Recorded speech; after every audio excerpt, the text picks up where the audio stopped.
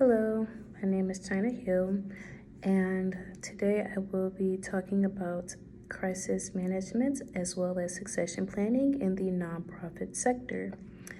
These two matters often go hand in hand, typically because one can lead to the other. Though they can exist by themselves, one can absolutely lead to the other, particularly if, say, an organization did not prepare for a crisis, a possible crisis, and it just so happens to occur at the same time that leadership is transitioning.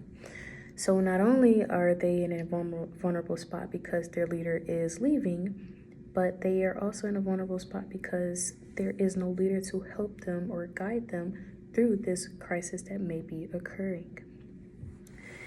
Something that stood out to me from Joan Gary's text was the fact that she believes nonprofits tend to be disproportionately impacted by crises, and she connects this to a few different things. For example, nonprofit organizations are typically advocating for controversial issues, whether it be gun control, civil rights issues, or things along those lines. So they're constantly being put in the line of fire for debates that may go awry and have communities turn against them, funders not want to support them, things like that.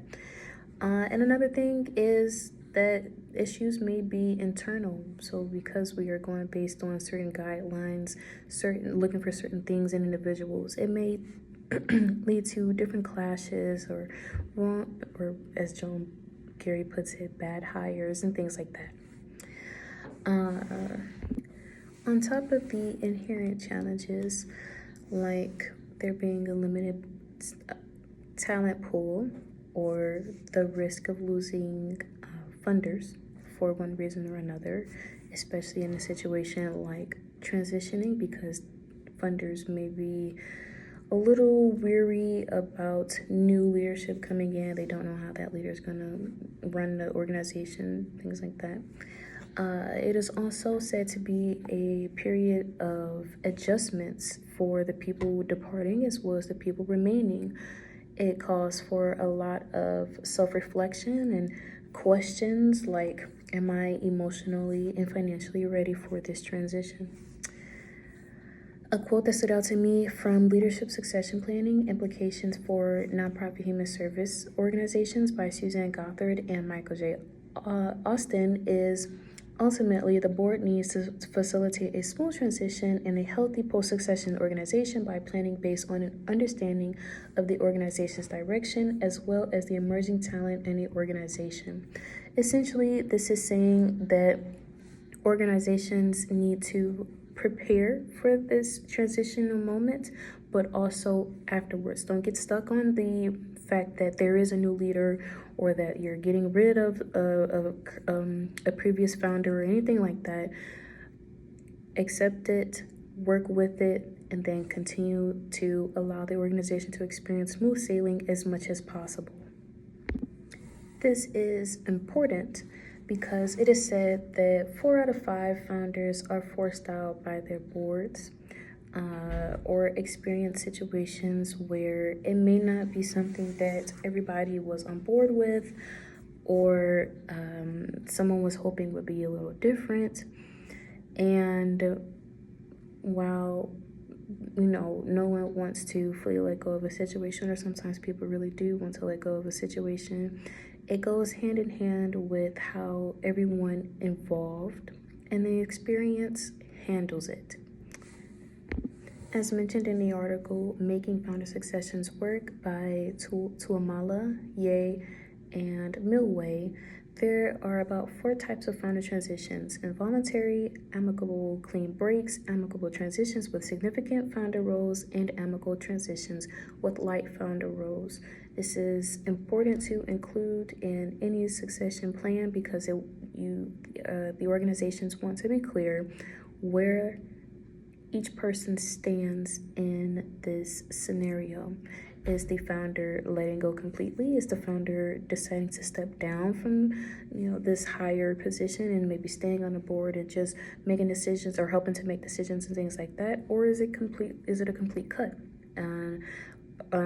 There's also the possibility of the founder staying on board, working with the successor and ensuring a better transition with mentorship, leadership, advice, helping to make decisions, like I said, staying on the board, things like that. Furthermore, as the plan should have been created before the succession took place or starts to take place, it is also important to have that cooperation or teamsmanship during the process, as well as leading up to it. It said that the organization needs to be prepared because the crisis isn't usually the event itself, but the fallout. Thinking that again, it can happen to us because we're doing so much good and all that kind of stuff. It can happen. You need to be prepared. Identifying and mitigating the potential risks. Look ahead as far as you can. Obviously, we can't predict the future, but look ahead, see what could go wrong, and see what could be used as a solution.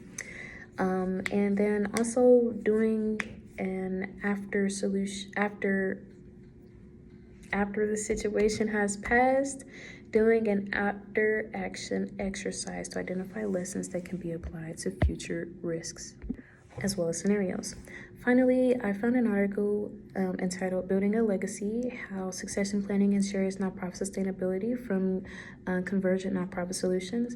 And they also suggest conducting a feasibility study, funding the transition because no one wants to step in knowing that they have to fund money for their position or other positions, and implementing succession planning protocols because succession planning can take around 12 months to develop, and top level employees often need 1 to 2 years. So with all of this information in mind, it has absolutely opened up my eyes to the importance of succession planning and crisis management, especially as a young individual getting ready to step into the nonprofit sector and unashamedly being a part of the group that thought, oh, that can't happen to us. We're doing so much good in the world.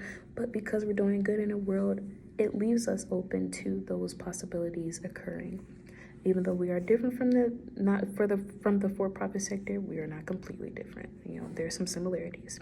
Just like they have risks, we do. Thank you. Oh, and it's important to be prepared for them. Thank you.